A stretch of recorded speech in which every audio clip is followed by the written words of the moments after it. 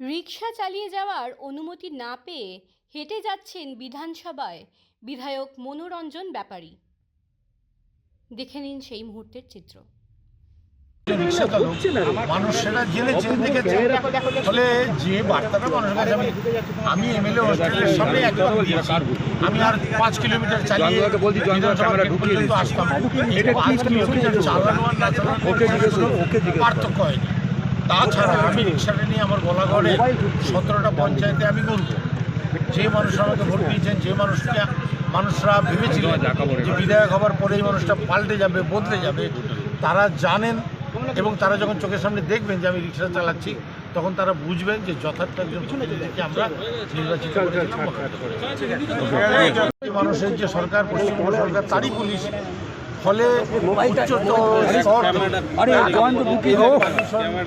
বারণ থাকে বা আইনগততা থাকে, তারা এটা কি তাহলে একটা রাজনীতি?